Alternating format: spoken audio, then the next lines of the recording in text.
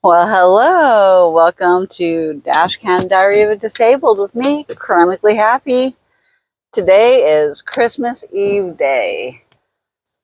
A day I would love to get some things accomplished, but I'm not sure what places are open to get anything done. I wasted the last 2 days in bed being in extreme pain. I'm feeling like I have some kind of cold because I'm misaligned and things just... I can't breathe, man. I can't breathe with my freaking mast cell disease issues going on. That's like the worst time of year for me with mast cell activation syndrome. That's horrible. It makes me feel like crap.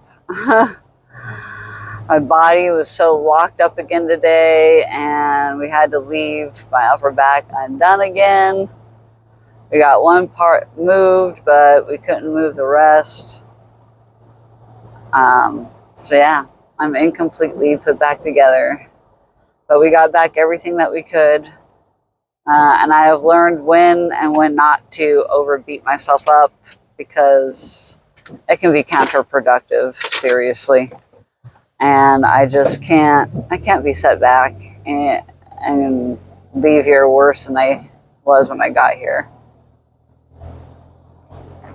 I can leave knowing that I'm only half worse than I was when I got there at my chiro appointment.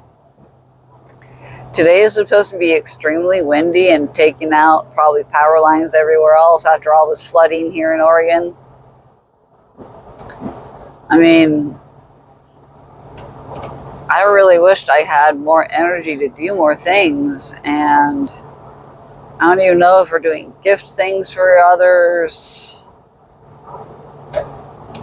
I didn't even get my dad his gift yet. It's going to just be a delayed gift. I feel like a jerk because I got everybody else something. Well, not everybody, I mean my uncle and my mom.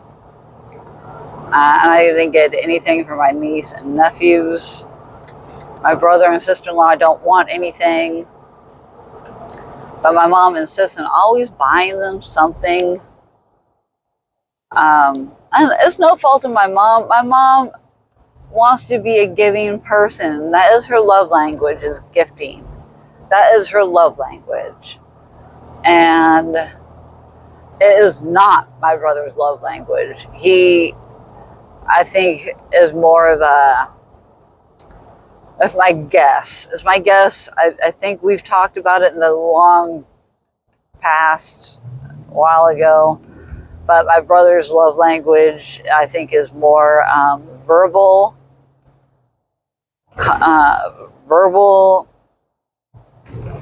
things.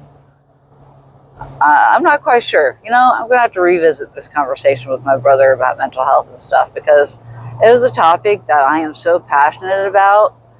And my brother struggles with it so much, with his...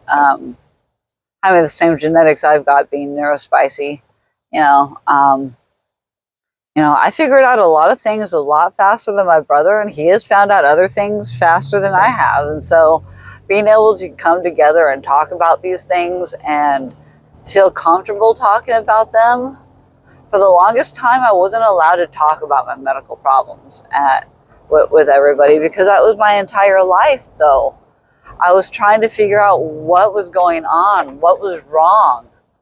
And I had to do it a lot earlier in life than a lot of people expect. And so a lot of people accuse me of it being as attention-seeking, hypochondriac. I was being gaslit by friends, family, doctors. And so I had no outlet. I had nobody to talk to. I'm so glad I found my support groups, because that is what helped got me by while I was going through my diagnostic journey and figuring out what in the hell is wrong with me and what is right with me. I mean, there's lots of things that I feel like that are right with me, but it's hard to face the truth when it's something negative. or what you view or perceive as negative. So it's coming to terms with that. And that's really difficult for some people to come to terms with that and to accept that this person is really experiencing these things, and who am I to judge and say anything about their journey, because they don't know anything of what it's like to feel the way I felt, to be dealing with the symptoms I've been dealing with for years, and to pretty much just be sick, a sick child your entire life. And I hate to focus on that, but I've had to focus on that. And that has brought back a lot of different feelings and trauma about not getting the attention and the resources available, because the information wasn't available as readily available as it is now. Crowdsourcing was not very easily obtained because it was a thing that was taboo to talk about within families, because it's a negative conversation topic. So everybody likes to pretend and mask that everything's fine. Small talk. That's how small talk came about.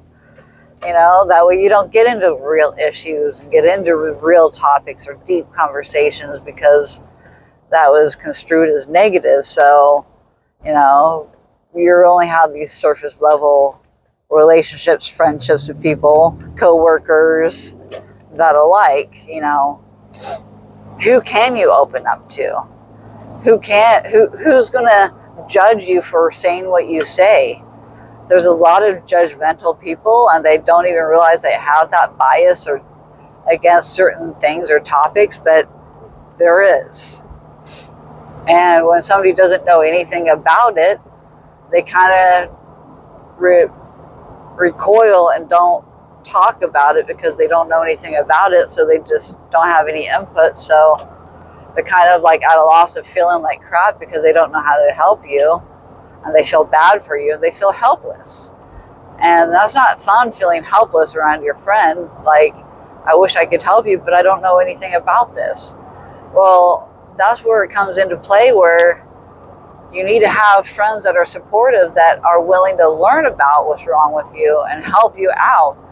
Help me research this with you. Help me look this up. Let me try to give you some kind of support to help you along your journey, because I didn't have the help in my journey. So I'm kind of trying to overcompensate for it now and help others in theirs. But it's also to the point where you don't want to give unsolicited advice either, because you don't know what that person is exactly struggling with unless they feel comfortable opening up about it. And a lot of people don't feel comfortable opening up about it because they've been treated the same thing as I have been, gaslit, you're a hypochondriac, it's all in your head. And this is just the way society and medical professionals have been treating patients for the last 20 plus years. And especially women. Women have the raw end. They can't even touch the end of the stick because they dangle a stick in front of you and be like, here, try to touch it. Oh, never mind. We're not going to help you. Here, you're crazy. Why would people fake things? Why would people want to be seen as weak and disabled? I don't understand that. It takes a sick individual to do that. To pretend that they're sick. And I've seen it a little bit on social media lately about people pretending that they had cancer and stuff just to get sympathy and clout and money from people, and then turn around a year or so later admit, oh yeah, I really didn't have this, and I pretty much frauded everybody with my story. I'm not out here doing that. That's not my intention whatsoever. My intention is just to share my experiences as they happen while they're happening. And the social constructs of our society and how they don't deal with disabled people like me very well. They kind of brush us aside, and, you know, I've dealt with a judgmental mom my entire life. That is why I have become so rebellious against conforming to societal standards of what a person should dress and be at a certain age, and where they should be at in life at a certain age. They're unrealistic in this day and age. Unrealistic. This is an unaffordable economy. It's ridiculous. I cannot afford to live on my own. And then I have my dad that's resenting me for living there, because he didn't imagine in his later years that he would have so many people living in his house, so he couldn't spend just time with his wife. Why? When he doesn't want to do anything with his wife anyways. He doesn't even want to go do anything. He'd rather just sit at home and sit on his butt and kind of tinker around with whatever he wants when he wants. I mean, and that's a person's prerogative if that's what you want to do with your life, but it's really at a disadvantage to your wife, because you're not doing anything with your wife. You're not spending time with her. You're not taking out. You're not putting effort in every day. She's putting in effort and he's not putting in the effort. And so I don't have a great example of what a good marriage looks like. And they've been married for 51 years. This is a little bit of a rant on my parents' marriage. I have a hard time respecting either one of them, because they don't do what they should for each other. And I feel like their relationship sucks. But it's not my relationship to live. That's just my opinion, the outsider looking in. I wouldn't want to be stuck in a marriage like that. That's just me. That's why I have not settled down. That is why I kind of refuse to date. I don't want to settle. Like my mom and my aunt and some of my other family members, they've just settled, and then it's almost like a rejoice when their husband dies or whatever, the spouse dies, because it's like, oh, well, now we can finally be our own individual self, because we lost our own identity in this marriage because they got married so freaking young. And you either grow together or grow apart. And a lot of these family members of mine, examples of aunts and uncles and parents, they've all grown apart. What the heck do they even have in common? They just don't have things in common. And so to stay together, just to stay together, now it's too late, because now they're kind of stuck with each other because they can't afford to move out. And either one's income, because of their poor spending choices. And my own poor spending choices, honestly, you know. It's just a not conducive environment for everybody.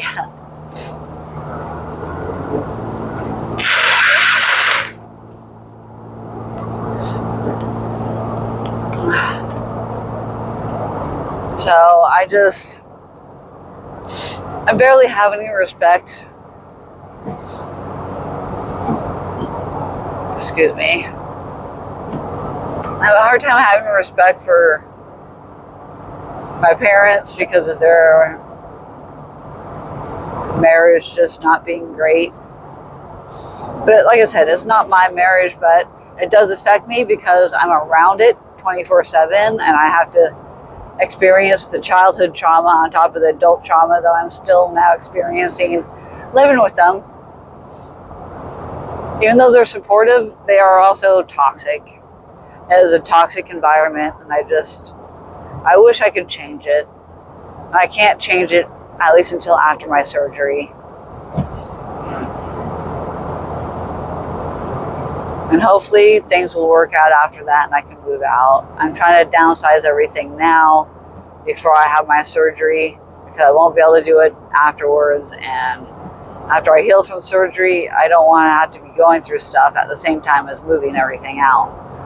So I'm trying to do it now. I'm trying to think ahead and just take care of it. I have 2 months to prepare for this move in about a year. So I'm really working on getting rid of things. I'm going to donate some supplies to my friend's studio. I just got to get to them first. I need to donate some things today, so I need to get a hold of my friend Social Joe and see if she can go with me to go donate. I don't think our store is going to be open today that we like to go to. I don't know. I need to look at the hours online, and hopefully they reflect today's hours. Hopefully somebody updated their website. Most of these businesses don't have a tech-savvy person that can really use a social media advertiser, marketer.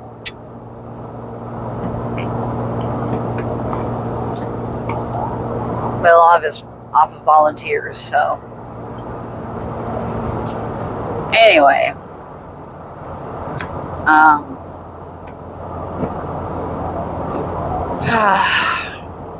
I'm happy to have my adjustment done.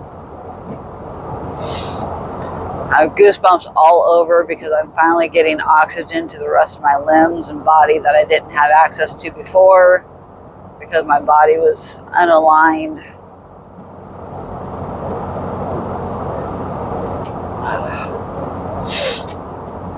I'm so cold. I didn't wear my heated gloves today.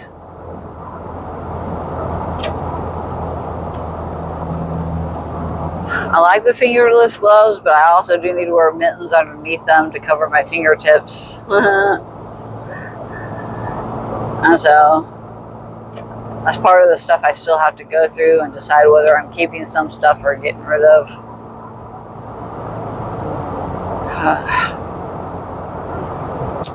So anyway, I'm going to get going, guys. I am trying to hurry home. I have to really use the restroom, and it's hard to focus right now, so. Oh, they really got things moving. My vagus nerve is being tested right now with all the goosebumps. So I gotta get home, and I gotta contact my cousin and drop off some pictures. So after my aunt and my cousin passed away, their granddaughter, so it's my second cousin. As my uncle was getting rid of things to try and make it so he can travel and just have the necessities, he was trying to go through his dead wife's and daughter's things. His daughter died first, and then his wife died a month later. And so we had 2 funerals pretty much to celebrate both of them at the same time. We knew my aunt wasn't going to last long after their daughter passed. She was trying to hang on for her. We know that. She was suffering and just held on for her daughter. But with the death of her daughter, she couldn't hold on. So, my aunt and my cousin, rest in peace. Their granddaughter, not from my cousin that passed, but I got a roll of film that was not developed.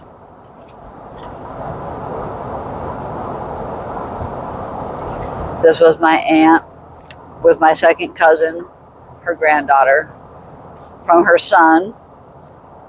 My cousin, her son, that's still alive. She had a boy and a girl. He was not the father that he needed to be to his daughters. And I'm looking for a specific picture. Dang it. I just want to show my aunt and cousin to be like, rest in peace. Rest in peace, my cousin Missy. She died of cirrhosis of the liver, I believe. So rest in peace, my Aunt Linda and my cousin Missy. The other photo was of my second cousin and my, like I said, my aunt. So I'm on a straight stretch right now, so it was easy to do that on my steering wheel. Holding the steering wheel on the envelope at the same time. I'm multi-talented, what can I say?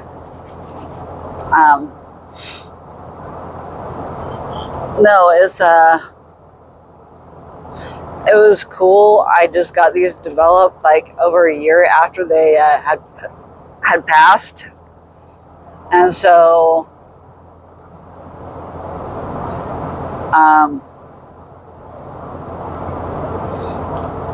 it's really nice to see. And my cousin was a toddler in those pictures. She's a grown woman now. She's 20 or 21. And she quit her job to go travel with her husband or fiance to be a truck driver's companion. Which honestly, I would totally do that. But she had a good job, and my mom was so judgy. Judging her for quitting her nice paying job to go travel with her husband. Like, come on. Like, shit happens. She could always get a job later on. But to be with her husband, fiance, you know, and they're, you know, more honeymoon phase of their relationship, and they've been together for several years. Just talk about my storage unit, honestly. I think I'm going to do that too. I have a porta potty there. On dual purpose because I got to get rid of this tote and a couple things in the back here. And I need to donate the rest of that stuff. I need to get rid of it. So anyways, I just, people need to stop judging others for what they do with their lives. It's their lives. Let them learn and experience life for how they want to do it. If they think it's a mistake that they quit their good, high-paying job, and that had potential for, stepping up into the next pay grade, which she had, I guess, with the state. State jobs are really hard to come by sometimes, and she had an excellent position, but you know what? She made the choice to travel with her husband. Don't fault them for that. Try to rejoice in her happiness of spending time with the one that she loves. Maybe the distance of him traveling all the time took a really big toll on their relationship, and she wanted to rekindle that. And there's nothing wrong with that to make her relationship stronger. Yeah, they took a pay cut, but you know what? That is allowing him to be able to travel further and more because they'll be able to do it together now. And so, yes, the pay cut, but no, they don't really have a place that they rent and call home besides his family's house. That's their go-to stop when they're in town, when they're not on the road. But how amazing is that to be able to travel with your husband or fiance and spend as much time together as you can and learn what their job is like and see what they go through while they're away and gain a better understanding of what they do. I feel like that's a good thing. Was it financially smart? Probably not, but if it allows him to be able to take more trips because he has somebody to help him, potentially drive, even though she don't have her license and stuff, maybe she could get her license and maybe they could alternate driving so they can make deliveries on time. And it's just better on them, Why don't they both get their CDLs and do that? I think that would be an amazing job. So that's just me. I feel like do what makes you happy.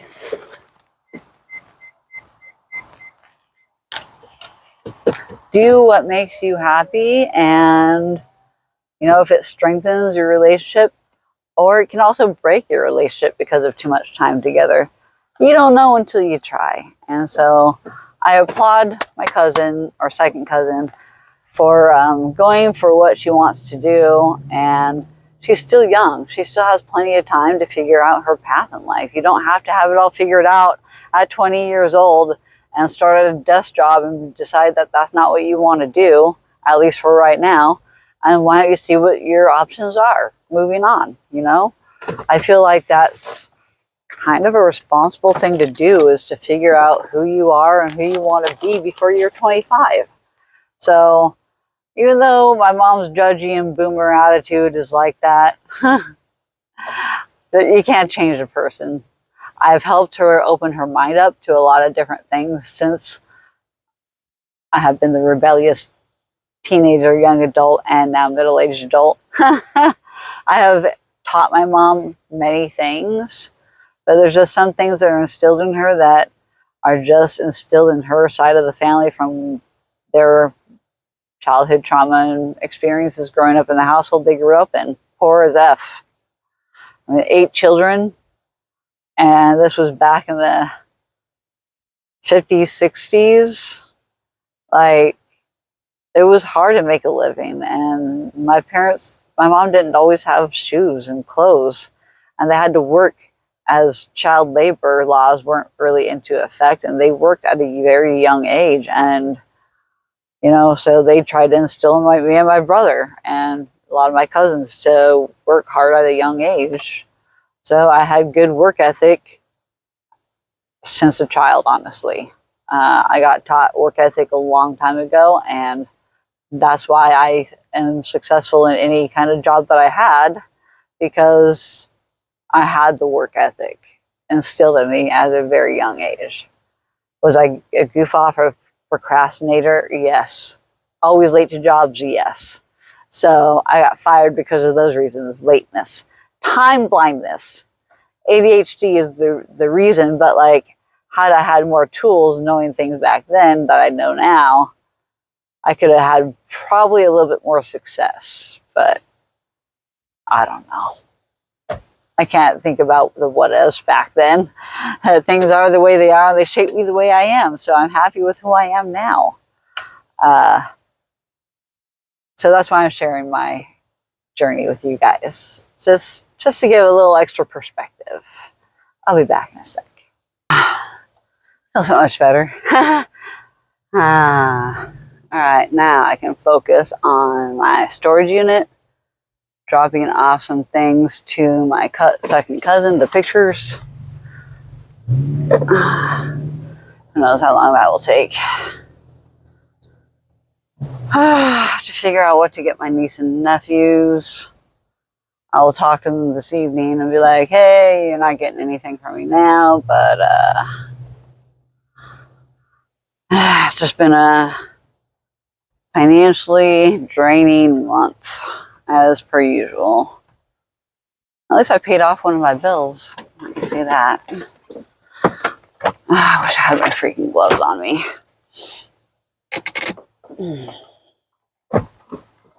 I'll try to leave my heating on because I get cold as F.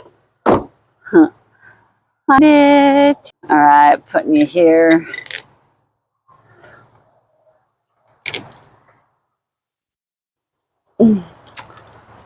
Yeah, my storage unit has gotten quite the clean out over the last couple of weeks. I'm so proud of myself for getting everything done that I have. It still looks pretty freaking full though, I'm not gonna lie. That's all the stuff I gotta go through still. Which this thing was way more cluttered. I mean, I have so many suitcases. Here's my freaking carrier for my mobility scooter I don't need. I'm going to be going through all my Christmas stuff and getting rid of most of it. I mean, I got my propane tank thing. I got my skeleton up there, my kayak, my ladder to get into things, my crafting table, my ornaments, the things I need to get put back onto my car, more Christmas stuff. You know, I just don't know, and I need to get rid of this frame. I have my pool stick. I haven't played pool in forever. I got my totem pole way up there in the back. Some wreaths. More things. So yeah, what to do. Oh man, it's cold. All right, what do I need to get out of here? I need to put this in here. This in here. For now, until I decide what to do with them. Because my dad has had no help in trying to get those things fixed. I want my buckets because my buckets are for rock hounding. You always need buckets for things. All right. Then I got my cool noodles for totem poles. These are for different ideas at different things. I don't know when and where yet, but just getting my things in order. I have so many things to donate to people and donate to freaking places. What's in here? Oh, this is for the art studio. Need to give that to Jody. All right, that stuff needs for donation. So here, let me show you stuff for donation. This tote of things, this shelf. I need to get that pink tote out for myself because I use those kind of totes because they got wheels on one end. To be able to use that for camping, it helps.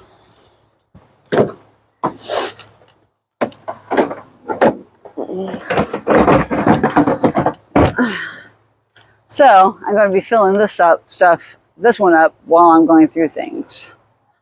But in the meantime, I'm kind of on a pause between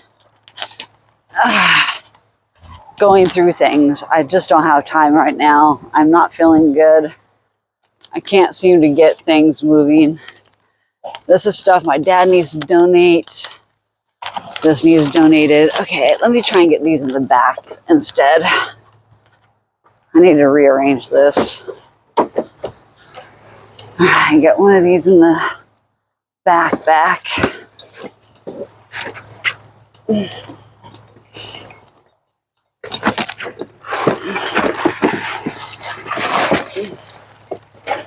want to be able to bring my dog with me.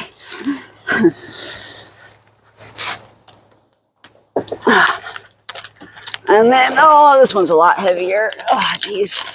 I don't know where I'm going to put this one. Let me see if I can shove it in here somehow. Gotta move this shelf somehow. Move this out maybe. Oh, I have another pool noodle. Get that pool noodle out of here. Here for totem stuff.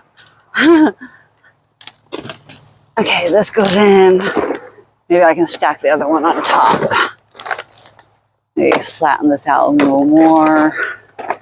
Okay, now let's get the other one on top. Please fit. Barely wants to go in. Take this off the top. Okay.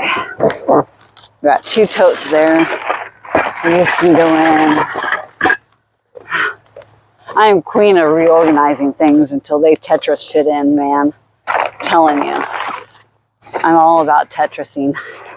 That was the most influential game growing up, learning how to pack and load vehicles. Tetris, yo. Tetris. Look at this. Be able to fit perfectly. Tetris, yo. Tetris. Everything else. Now I can get my dog and bring her with me. I'm tired of leaving my dog and getting different kind of training from different people.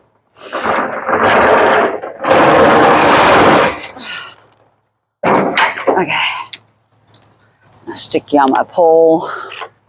or drop you all over the place. Who knows? My hands are freezing. All right, down at the storage unit. I really should have had my freaking gloves on. Oh, nice and warm in here. My nose is already turning red. Look at that. My face is pale white from the cold. It's only 44 degrees outside. 44. All right, now I need to get my cousin's address in because I know I'm not far from there by going from this exit where I'm at now. Then I got to get a hold of my Social Joe, my good friend. She's usually never available to the afternoon, though. I wish I could get her like around 11 noon to hang out and do stuff, because that would be superb.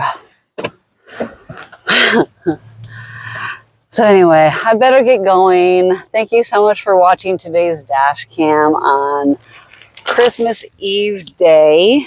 I hope everybody has a happy holidays. I'm just kind of slowing down to adjust my scarf here. I want to look festive. Oh, and it probably messes with my mic. It was on my scarf. So I have fat face again today. So I was trying to wear my scarf to make it look like I have just my face. Like, hey, look at my face.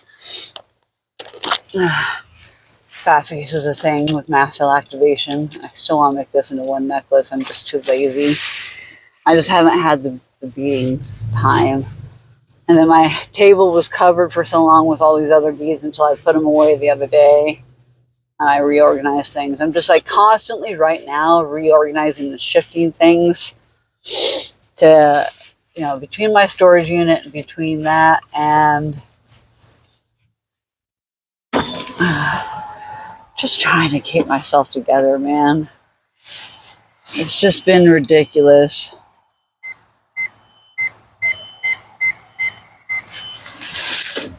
So I gotta go and get my cousin's address in so I can get there safely, because I don't remember exactly which way to go.